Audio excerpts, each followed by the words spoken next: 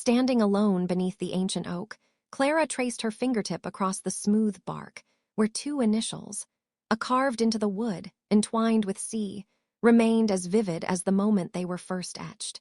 The summer afternoon sun filtered through golden leaves, dappling her face with light and shadow, yet her heart felt heavier than the centuries-old branches overhead. It had been 10 years since she last stood here, a different person entirely. Hopeful, fearless, her laughter echoing across these fields. Now uncertainty twisted in her chest as memories of that day rushed forward. His bright smile, the warmth of his hand in hers, and the silent promise neither of them spoke out loud. She closed her eyes and felt the breeze whisper secrets through the leaves, as though the tree itself held the answer to the question she dared not voice. Had he come back for her, or was this relic of their past the only testament to a love lost? Each breath she drew seemed to carry both anticipation and dread. The crowd beyond the clearing laughed and moved on with their weekend picnic, oblivious to the storm of emotions swirling within her. Clara's gaze lifted to the horizon, where rolling hills met the pale blue sky, and she wondered if the journey she had undertaken, from the bustling streets of New York City back to this sleepy countryside, would truly lead her to the truth. As she stepped closer, the initials glowed softly in the afternoon light, beckoning her to decide. To confront the past that shaped her, or to walk away once more and bury her heart among the oak's deep roots. In that silent moment, the world held its breath, waiting for Clara to choose her path. Clara rose before dawn, the mist curling around her ankles as she made her way down the narrow dirt lane that led from her childhood home to the heart of the village. Every step felt heavier than the last, as though the fog beneath her feet carried the weight of long-buried doubts. She remembered the thrill of packing her bags a decade ago, the bright promise of a new life shimmering on the horizon of the city. Now, returning felt like staring into a cracked mirror, each shard reflecting a version of herself she barely recognized. As she reached the edge of the oak's clearing, she paused, inhaling the damp air and steeling herself for what lay ahead. The morning was silent except for the distant crow of a rooster and the low hum of cicadas hidden in the undergrowth. In that hush, Clara felt every heartbeat echo in her chest, reminders of a younger self, brimming with hope, and a present self, riddled with uncertainty. Crossing into the village square, she noticed how nothing had changed, yet everything was different. The bakery's wooden sign still swung on rusty hinges, the scent of freshly baked bread drifting out through open windows, but the faces lining the worn benches were unfamiliar, their curious glances following her like open questions. Whispers rippled through the crowd as she passed. "Isn't that Clara Hughes?" She left without a word. Clara's throat tightened. She had expected questions, perhaps even anger, but the sting of judgment cut deeper than she'd anticipated. Each hushed comment pressed against her ribs, squeezing her confidence until she feared she might collapse under its weight. She wrapped her arms around herself, as though shielding her heart from their eyes, and hurried past the circle of speculation, determined to find the one person whose voice she both longed for and dreaded hearing. Inside the small cafe by the stone bridge, she found him, Adrian, seated at the corner table, head bowed over a chipped mug of coffee. The early light caught the angles of his face, the lines of worry etched deeply around his eyes and mouth. He looked up then, and for a moment, neither spoke, as though the years between them held their words hostage. Clara remembered how his laughter used to break like sunlight through the oak's branches, scattering gold across her life. Now his silence pressed down like a storm cloud, heavy and foreboding. She slid into the seat opposite him, the cushion sighing under her weight, and stole a glance at the oak's initials etched along the rim of his mug, intertwined with C. Her breath caught. He had kept that carving alive in his coffee, a daily reminder of their shared past. "Why are you back?" His voice was low, guarded. The words landed between them like stones, stirring ripples of tension that reached her bones. Clara bit her lip, recalling the night she left, too afraid to confront the rift that had torn them apart. Now, she struggled to find the courage to speak the truth. There are things I need to understand," she whispered, her eyes fixed on the dark liquid before them.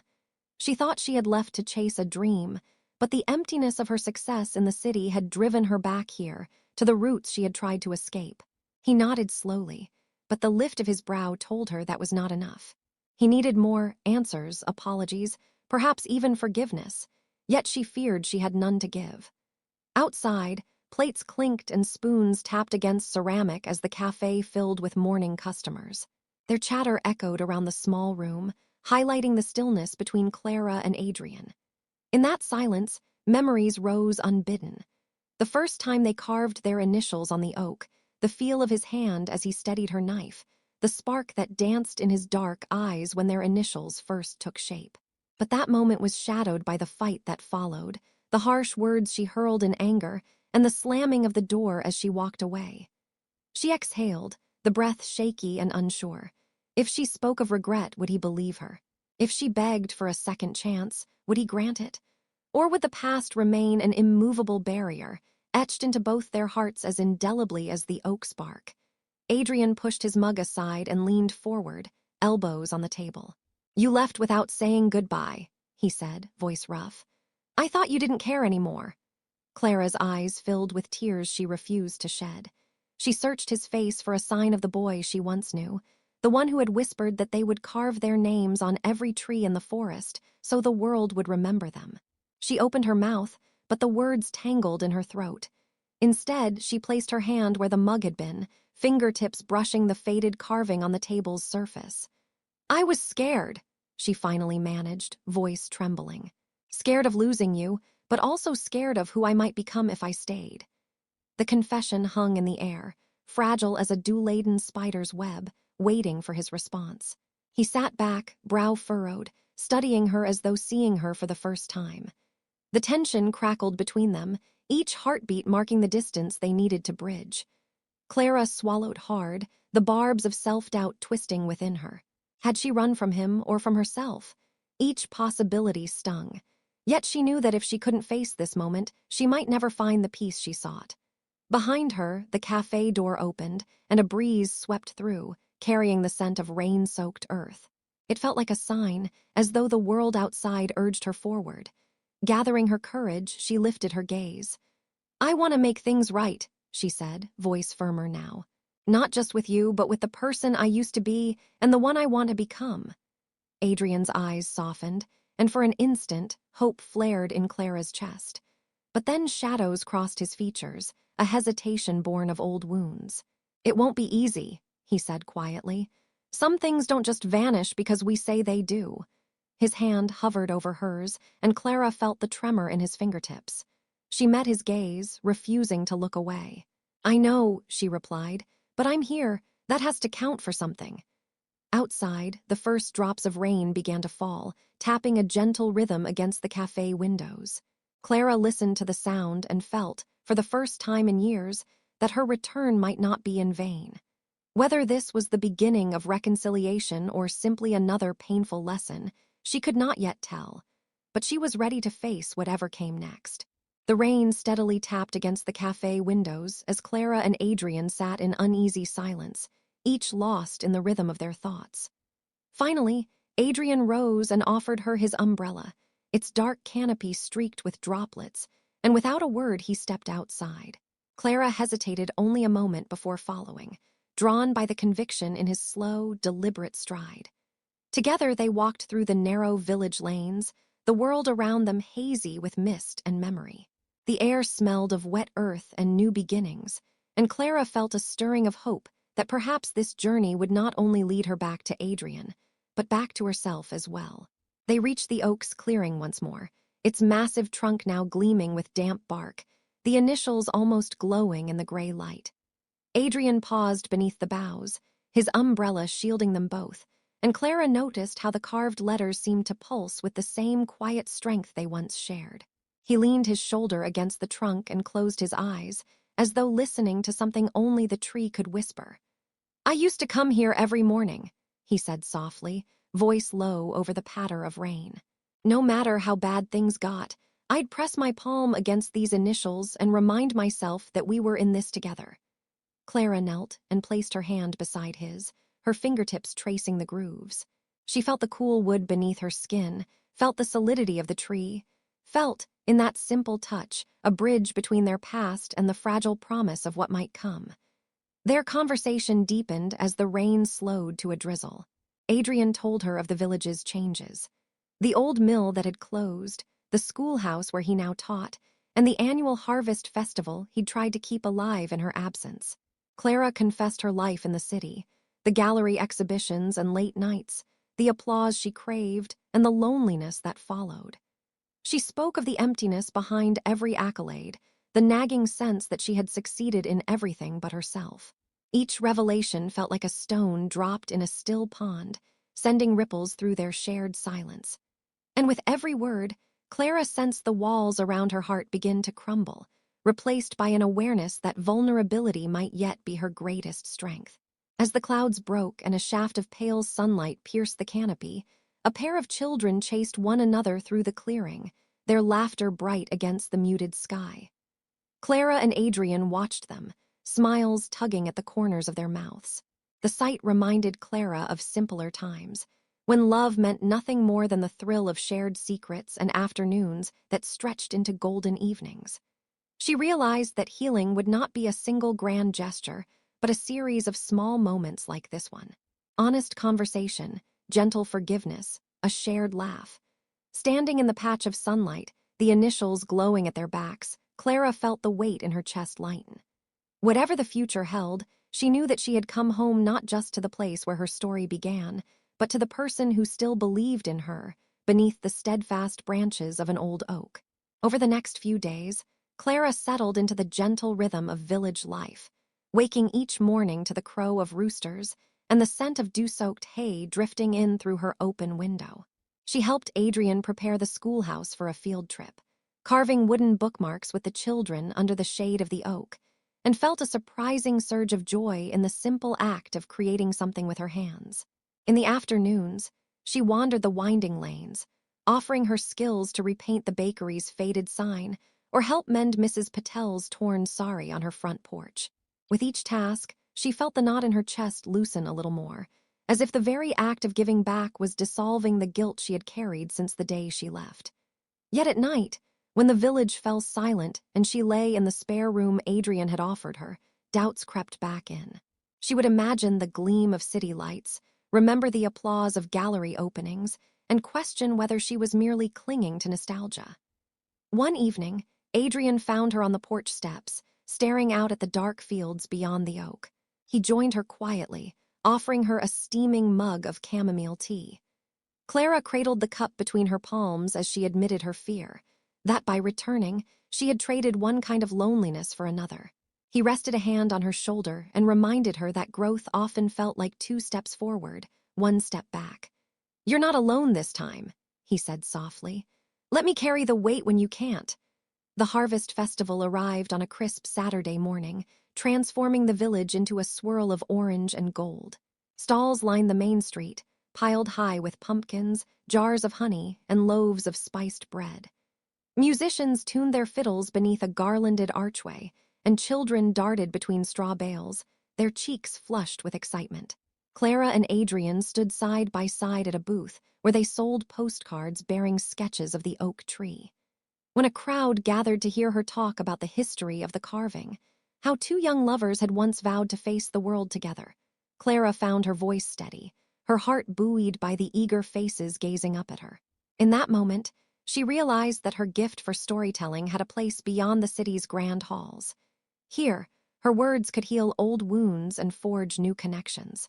As twilight fell, lanterns were lit along the village green, and the fiddlers struck up a lively tune. Clara and Adrian joined hands in the dancing circle, their feet moving in time with the music. Around them, laughter rippled like water, and Clara felt a fierce, unexpected warmth spread through her chest. She caught Adrian's eye and saw in them both the reflection of a journey unfinished but full of promise. The oak's initials, now distant behind the circle of dancers, no longer felt like the end of a story but its beginning. And as the night sky filled with stars, Clara whispered into the cool air, "Thank you for waiting." In the soft glow of lantern light, she knew that whatever challenges lay ahead, she would face them rooted in love, courage, and the promise carved long ago into the heart of an old oak. In the quiet hours after the festival, Clara lingered beneath the oak one last time. the lantern-lit clearing now empty except for the soft rustle of leaves and the distant hoot of an owl. She pressed her palm against the carvings, A and C intertwined, and felt the years of doubt and longing melt into something steadier. Acceptance. Turning to Adrian, who stood a few steps away leaning on his umbrella, she offered him a gentle smile that spoke more than words ever could. "I've found what I was searching for," she said, voice hushed against the night air. "Not fame, not applause, but this." She swept her hand to encompass the silent tree, the sloping fields, and the life they had rediscovered together. Adrian stepped forward and took her hand, their fingers fitting together as naturally as they had that first day at the oak. "And this is only the beginning," he replied, his eyes reflecting the dappled moonlight. In the hush that followed, they shared a quiet promise to nurture both their love and their individual dreams, grounded in the strength of the past but reaching toward whatever lay ahead. Clara felt a gentle joy bloom in her chest, no longer the fevered thrill of recognition, but the steady warmth of belonging. As the moon climbed higher, they walked back toward the village, side by side, footprints soft against the dew-soaked grass. Clara's heart felt light, unburdened by the ghosts of her departure, and full of anticipation for the chapters yet to be written. In the end, the initials on the oak were more than a relic of young passion. They were a testament to resilience, forgiveness, and the enduring power of love that, once carved into the heart, never truly fades. The months that followed felt like the gentle unfolding of a long-awaited spring. Clara and Adrian settled into a shared rhythm that balanced her rekindled passion for creation with his dedication to the village children. Each morning, they met beneath the oak, now their customary rendezvous point, before the sun rose, exchanging quiet smiles as they mapped out the day ahead.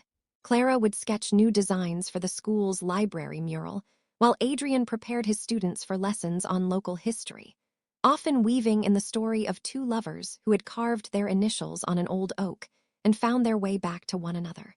Their laughter mingled with the rustle of leaves overhead, and Clara sometimes caught herself marveling at how a place she once fled had become the truest home she'd ever known.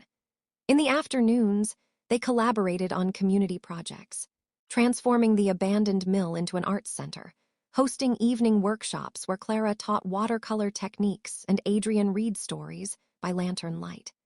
Villagers gathered in the old beams of the mill, their faces alight as children displayed their paintings and elders shared memories long tucked away.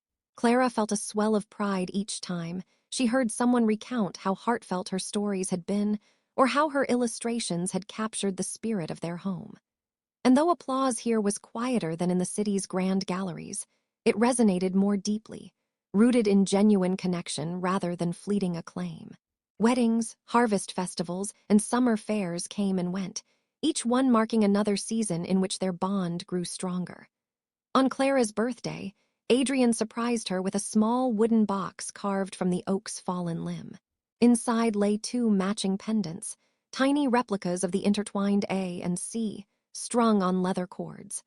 Clara's breath caught as she ran her finger over the miniature carving, tears of joy slipping down her cheeks. "So that wherever we go, we carry this with us," Adrian whispered, fastening the cord around her neck. In that moment, she understood that love's true strength lay not in grand gestures, but in the quiet constancy of being seen, remembered, and cherished. By winter, snow dusted the fields and draped the oak's branches in white. Clara and Adrian spent evenings by the hearth of the village inn, sharing mugs of spiced cider and planning new projects for spring. They spoke of maybe expanding the arts center, of inviting visiting artists, and of writing a children's book together, a tale inspired by their own journey. Each plan held a spark of excitement, proof that their individual dreams could flourish in harmony, fueled by mutual support. One evening, as they walked hand in hand through the snow-crusted clearing, Clara paused beneath the oak and looked up into its skeletal branches. "Do you ever think about what life would have been like if I'd never come back?" she asked, voice barely above a whisper. Adrian squeezed her hand and smiled, breath visible in the cold air. "I do," he admitted, "but I'm grateful every day that fate, or maybe this tree, brought you home." Clara laid her head against his shoulder, feeling the steady beat of his heart, and knew she had found something more lasting than any accolade. a love rooted in forgiveness, nourished by shared purpose, and sheltered by a steadfast oak whose initials would stand witness to their enduring bond. And so their story continued, not as a fleeting chapter, but as an ongoing narrative, one that would grow and deepen with each passing season, just as the oak would stretch ever skyward, its roots entwined with the earth and with two hearts forever marked by the promise carved in its sturdy trunk. As spring unfurled its first green shoots, Clara and Adrian celebrated the one-year anniversary of her return with a modest gathering beneath the oak. Neighbors wove garlands of wildflowers around its trunk, children read aloud the pages of the storybook the couple had written, and lanterns swayed from low branches in the cool evening air. Clara stood before the assembled friends and family, her heart steady and full, and shared how a single act of courage had carried her back from a life of hollow praise into one of genuine belonging. As she spoke, Adrian watched her with pride, his hand resting lightly against the pendant at her throat. When Clara finished, the crowd erupted into warm applause, and she felt their acceptance wash over her like sunlight. In that moment, she understood that her journey had come full circle. The oak that once bore silent testimony to youthful passion now stood as a living monument to resilience, community, and love rekindled. In the months that followed, the art center thrived under their joint care.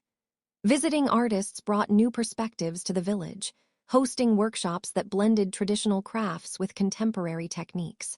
Clara and Adrian often arrived hand in hand, greeting newcomers with gracious hospitality and sharing stories of how their shared dream had sparked this flourishing creative hub. Their partnership, once fragile and fraught with unspoken fears, had grown into a steadfast collaboration, each day reaffirming their belief in one another's talents and in the power of roots to sustain even the loftiest aspirations. As the seasons turned and the oak shed its petals, Clara found herself painting a final mural on its nearby garden wall. A vibrant depiction of a young couple carving initials into a tree, their gaze lifted toward a canopy of possibility. Villagers paused in their daily routines to admire the image, often pausing to place a hand over their own hearts, remembering that love and forgiveness could transform even the deepest wounds into a path toward wholeness.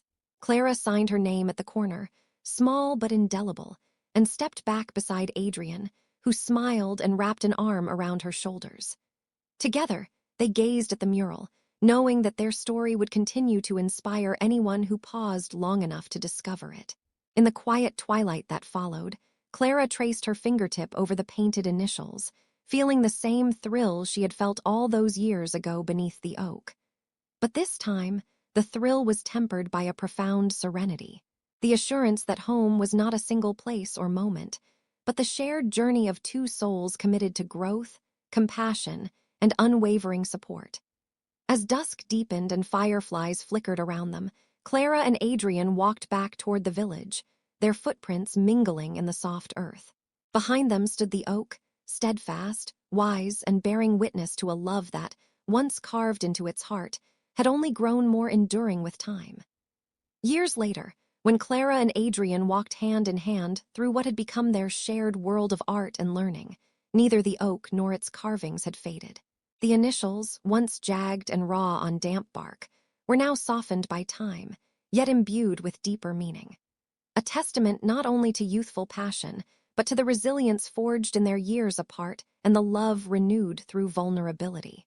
Their art center thrived, the old mill's walls echoing with both children's laughter and the soft scrape of brushes against canvas. Clara had published her illustrated children's book, its pages alive with watercolor scenes of oak forests and hopeful hearts, while Adrian's history lessons, woven with personal anecdotes of forgiveness and homecoming, became beloved village lore.